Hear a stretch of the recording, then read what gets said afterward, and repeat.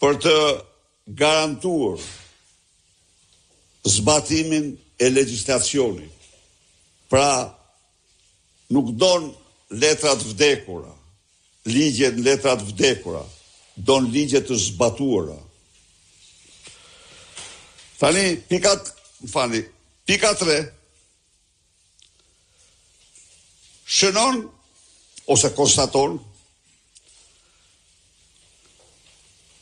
se raporti Komisionit dhe OSB Odirit vlerësojnë kuadrin ligjor elektoral se kuadri ligjor elektoral i Shqipërisë është gjërësisht i përshtatshëm për të zhvilluar zgjedhje kompetitive. Kuadri ligjor. Ndonse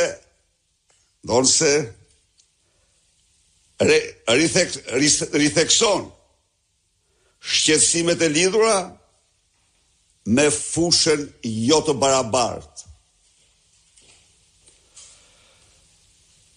Keqpërdorimin e burimeve administrative, shuarjen e linjës midis shtetit, institucioneve shtetërore, dhe strukturave partjake.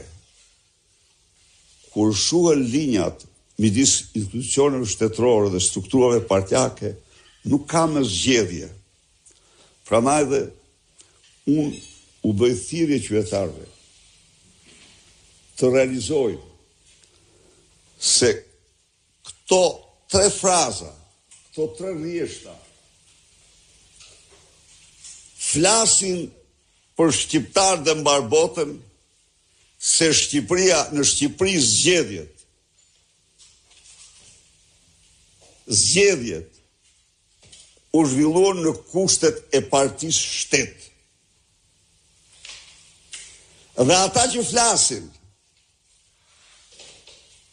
që sulmojnë opozitën, zbëjnë gjë tjetër veçse verbrisht mbështesin farsën e organizuar nga qeveria.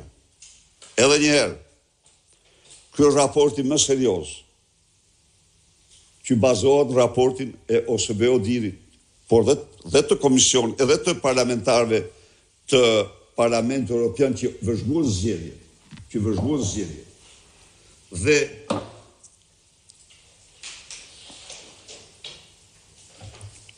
Dhe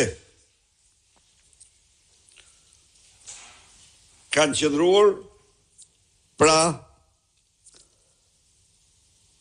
në tezën se zgjedhjet u zhvilluan në kushtet e partisë shtet.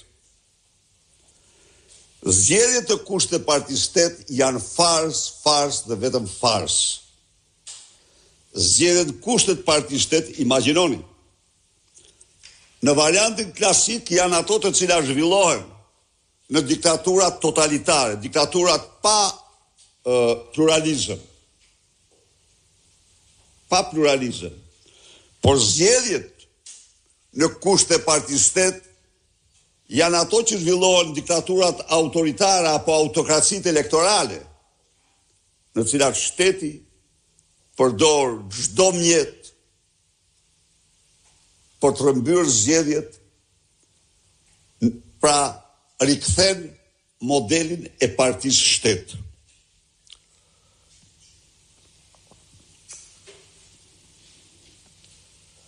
U karakterizuan nga akuza për blerje vote, presione mbi votuesit. Tani, jemi këtu. Përsëri, për çdo qytetar. Ditën e votimit në Durrës, një koleg i juaj, që është të vërteta një medje që unë e kritikoj me pasion, se e meriton. Osman, nuk kam fjallën unë për fanën. Nuk kam fjallën unë. Nuk e kam se më pe me njëherë kujtohet. Jo, është Birni. Po ai meritën e madhe. t'ja u thëm këtu, ja dhe ja u njoh për merit. Në Xhavzotaj, kur pas e xhelati votave Elvis Doçi, terrorizon të qytetarët, ai po atë ditë pati guximin të shkruaj se këtu votat po i dikton krimi, po i dikton organizatat kriminale.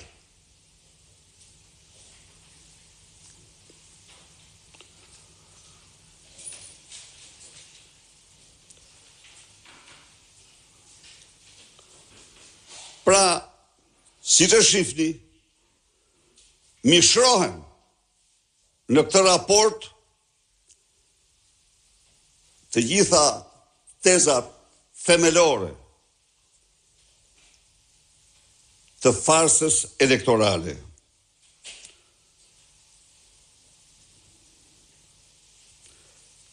Dhe përrjedhoj bëndthirje mazhorancës dhe opozitës të vazhdojnë në mënyrë konstruktive dhe gjithë përfshirëse, inkluzive, reformën elektorale. Ne jemi angazhuar në të. Dhe njerë, duhet sqaroj, sepse ka edhe këtu, ka njerëz që nga keq kuptimi, antar tanë, militant tanë, mbështetës tanë, thonë pse po mirë një pjesë në reformat. Uli me ta. Jo, ne do marrim pjesë. Në reformën zgjedhore do marrim pjesë, sepse ne nuk mund marrim kurrë përsipër përgjegjësinë e bojkotit të reformës dhe dorës lirë të Edi Ramës. Edi Rama do bëj, por ne të paktën do jemi. Ja që kjo është një kërkesë e drejtë. Ne jemi aty dhe do bëjmë çmos të japim kontributin maksimal. Po kështu shprehet për reformën territoriale.